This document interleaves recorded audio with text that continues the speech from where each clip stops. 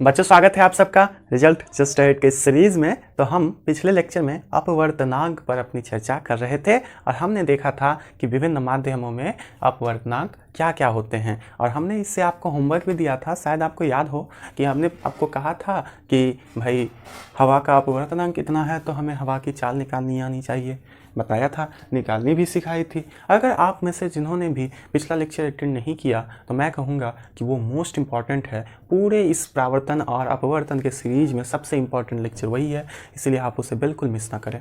उसके बाद हमने आपको जैसे ले लीजिए हीरा, तो हमने निकाल के भी बताया था। ये आप देख सकते हैं कि किस प्रकार से हीरा का अपवर्तनांक अगर 2.42 है तो हम इसके चाल को निकाल सकते हैं। ये देखिए हमने निकाल ली थी, आप देख सकते हैं। तो हमने इन सब पर अपनी चर्चा विस्तार से कर ली थी।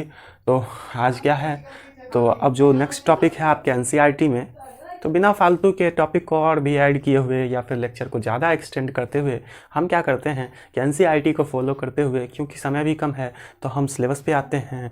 एक्चुअली ऐसा था कि जब हम आपको प्रावर्तन पढ़ा रहे थे तो आपको इतनी डीप में हमने पढ़ाया कि आपको पूरे YouTube पे मैं दावा के साथ कह सकता हूँ कि इतना डीप में 14-15 लेक्चर कवर करते हुए आपको कोई ऐसा नहीं मिलेगा, सिर्फ प्रावर्तन पर। अपवर्तन तो अभी शुरू हुआ जी। तो हम चलिए आज अपनी चर्चा लेंस पे करते हैं। वहीं जो कुछ छोटे मोटे पॉइंट्स होते हैं, जैसे हमने बताया था जनरल पॉइंट्स जो होते हैं पहले भी हमने डिस्कस किया है, तो हम उसको वहीं पे कवर कर लेंगे साथ ही साथ। तो क्या कहते हो, चलो स्टार्ट करते हैं। तो बच्चों, लेंस पर जब बात आती है तो हम लोगों ने लेंस के बारे में बहुत सुना है, पढ़ा तो खैर अभी तक कुछ नहीं, लेकिन सुना बहुत है। क्यों? 10वीं कक्षा में आते हो तभी इसकी पढ़ाई शुरू होती है। इससे पहले आप दर्पण के बारे में पढ़ते हो, और वो भी गोलीय दर्पण के बारे में आप तो 10वीं कक्षा में ही पढ़ते हो। तो ठीक है, तो इसके बारे में हमने जो अभी तक सुना है कि हमने, आपको याद होगा शायद आप अपने बचपन में लेंस ले, उत्तल या अवतल, अभी हम इस पर डिस्कशन नहीं करेंगे। लेंस ले लेते होगे और उससे पेपर को जलाते होगे, या फिर आप दूरबीन का प्रयोग करते होगे, उसमें लेंस लगा होता है। आप में से बहुत से बच्चे ऐसे होंगे जो चश्मा लगाते होंगे। वो चश्मा जो पावर वाला एक्चुअली आता है, तो आप में से जो भी उसका यूज़ करते होंगे तो आप इस बात को बेहतर समझते होंगे। ठीक है, तो बच्चों लेंस को तो हम ऐसे बोलचाल की भाषा में हिंदी में भी लेंस ही बोल देते हैं, किंतु लेंस का जो प्रॉपर हिंदी होता है ना, वो होता है ताल। तो आकार और लौ, ताल। ठीक है, तो हम ऐसे बोलचाल की भाषा में लेंस भी बोल सकते हैं, इससे कोई प्रॉब्लम नहीं है। क्योंकि ऐसा है कि कुछ अंग्रेजी के शब्द ऐसे हैं कि हिंदी में भी वैसे ही बोले जाते हैं। ठीक है, तो इसमें आपको कोई प्रॉब्लम नहीं है, आप लेंस लिखो या ताल लिखो। मैं सजेस्ट करूँगा कि आप लेंस ही लिखो, क्योंकि दुनिया लिखती है, आपको बेहतर रहेगा।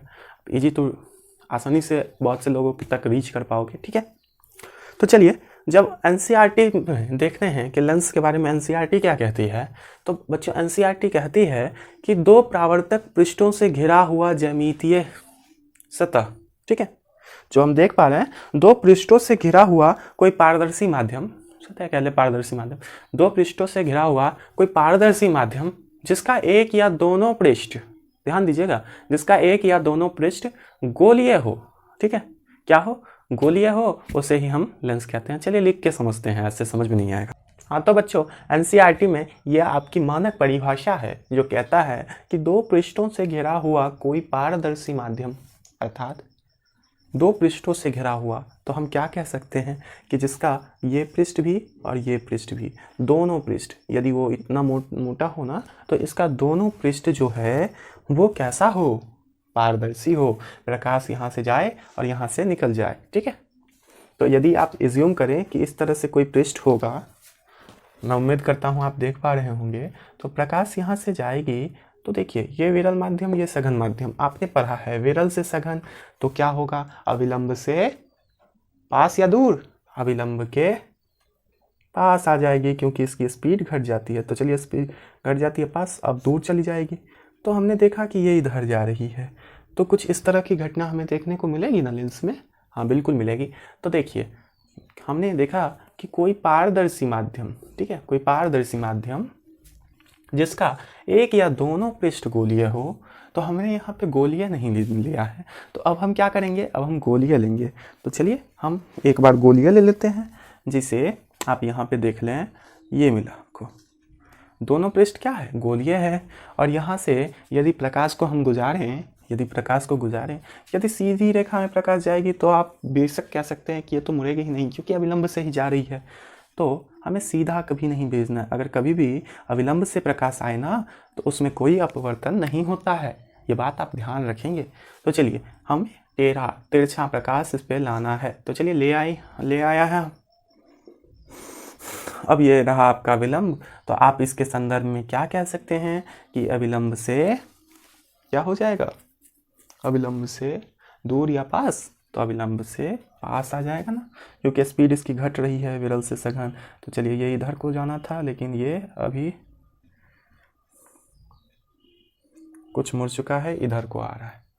अब क्या कह सकते हैं कि अब बेशक ये अविलंब से दूर। तो आप ये समझ चुके हैं कि किस प्रकार हम देखेंगे इसमें अपवर्तन। ठीक है, अपवर्तन हमें लेंस में कुछ ऐसे ही देखने को मिल जाते हैं। तो चलिए इसको मिटा ले रहे हैं और आपको इसके आगे बताते हैं। हाँ, तो बच्चों लेंस या ताल जो भी हम कह लें, तो इसके दो प्रमुख प्रकार हो जाएंगे। एक होगा उत्तल लेंस जो आप देख पा रहे हैं, और दूसरा है अवतल लेंस। ठीक है, तो हम इसकी विशेषताओं का अगर वर्णन करें तो हम केवल आपको इतना ही कहेंगे कि जिस प्रकार आपने दर्पण में, गोलीय दर्पण में ज़्यादा महत्व आपने अवतल दर्पण को दिया था ना, उसके विषय में हमको ज़्यादा पढ़ना पड़ा था, हमने देखा था कि उसका यूज़ बहुत ज़्यादा होता है। तो बच्चों हम आपसे कहना चाहेंगे बस एक साधारण सी लाइन में कि यहाँ पे आपको अवतल लेंस को उतना इम्पोर्टेंस ना देते हुए ज़्यादा इम्पोर्टेंस आपको उत्तल लेंस को देना होगा। आपको इसके संदर्भ में ज़्यादा पढ़ना होगा। आपको इससे मिलती जुलती सारी बातें जो आपने अवतल दर्पण में पढ़ा था, वो सारी बातें, लगभग सारी बातें कुछ मॉडिफाई करके इसमें हम लागू कर सकते हैं। और वहीं जो आपने उत्तल दर्पण में पढ़ा था ना, वो यहाँ अवतल लेंस में देखेंगे।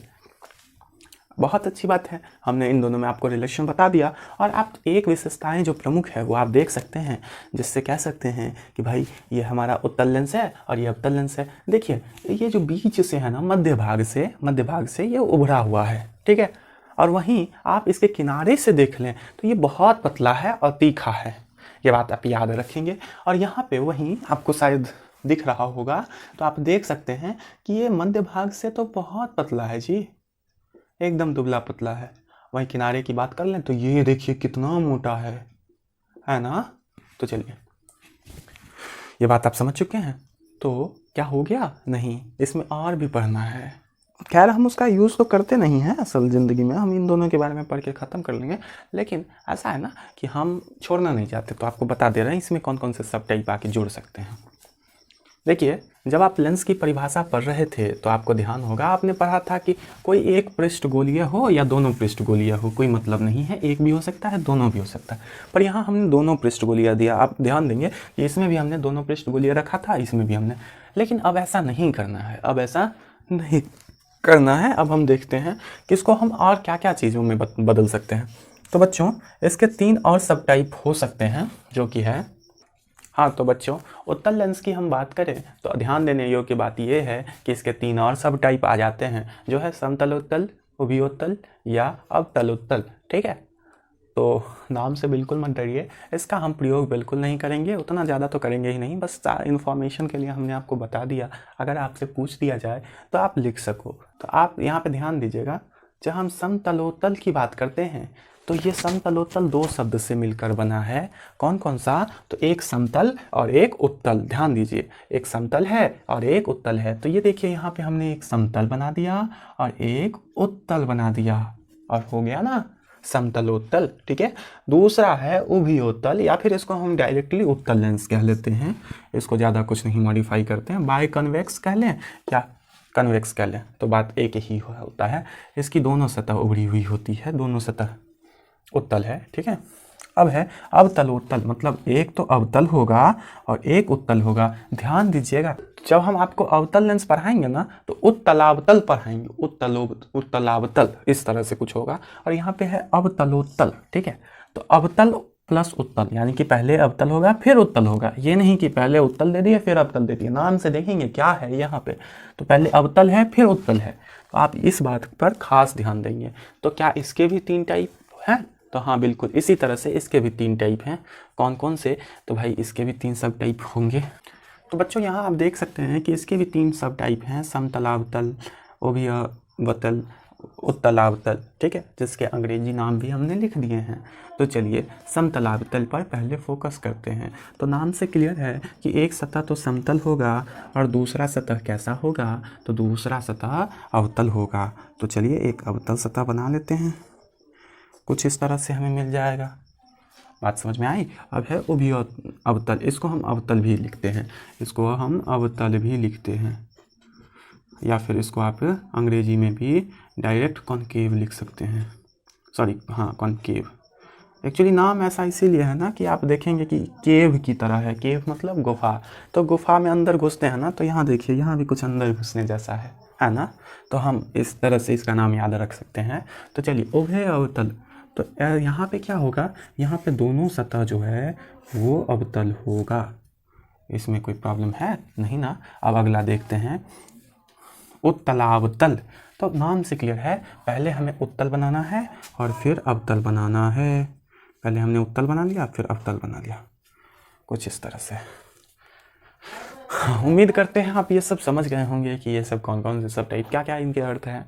तो अब क्या है ना बच्चों, तो अब जो भी है, तो आज के लेक्चर को हम यहीं पे समाप्त करते हैं, क्योंकि हम नहीं चाहते वही बात फिर से कि लेक्चर एक्सटेंड हो जाए और आप बोर हो जाओ।